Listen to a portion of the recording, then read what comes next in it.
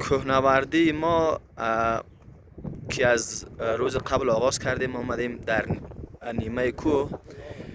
شب را در نیمه کوه خوابیدیم و حالا آمدیم داخل غار هستیم و این سفیدی که میبینین این هم ترمه است. ترمه در حقیقت ما مو یخچال‌های طبیعی که از زمستان باقی مانده او را میگیم که میبینین از این سای هم آمده و همچنان از این سای اینا بسیار زیاد آمدن و اینجا داخل سای میبینین همراه های سفر مرا امین الله خان و آقای فضل الرحمن خان و این هم سای ادامهش تا به پایین که کوهایی که میبینین ادامهش پشت او کوه ها و پشت چند کوه خوست است. خب باز کن. ما از ولسوالی خوست آمدیم به خاطر سفر سپری کردیم. امروز برای خود ادامه دادیم، آمدیم در اینجا میخوایم که اینجا یخچال‌های طبیعی است. میخوایم که دو بالا دو قلعه بریم دیگه، از او بالا معلومات بگیریم دیگه. سفر خود میخوایم ادامه بدیم. اینجا دیگه اندیوال ما هست، همسفر ما که امین الله ما همسفر شدیم. آیا همسفر ماست، ادامه دارد. یک خز همسفر تا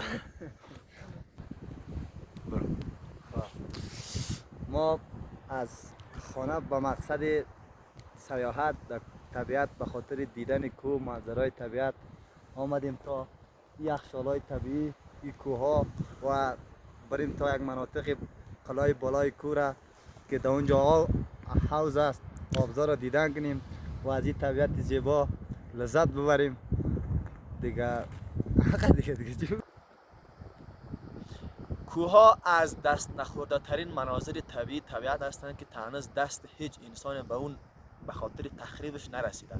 ما از طبیعت دوستان هستیم، خواستیم که امروز بیاییم و دور از هر دغدغه یک بار از مناظر طبیعی، طبیعت که کوه هاست، یخچال ها، زیبایی است، سبزه است، یک بار از نزدیک دیدن بکنیم و یک تفریح شود. همچنان هدف اصلی ما کوهنوردی در کوه های بلند است.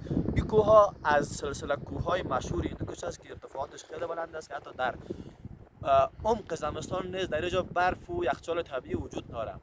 از خاطر هدف اصلی ما است که باید ما به قله بالای این کوه که همان کمرهای بسیار بالا است که در اوج یخچال ها به صورت همیشگی وجود داره، یک بار اوجا براییم و این یخچال ها را نزدیک دیدن کنیم. این ترمه که میبینین در حقیقت یک ترمه است که زیر از آب در حال جریان قرار داره و هم نمونه از آب است که زیر ترمه را در حال رفتن هست. رفقای ما همچنان در حال سفر هستند.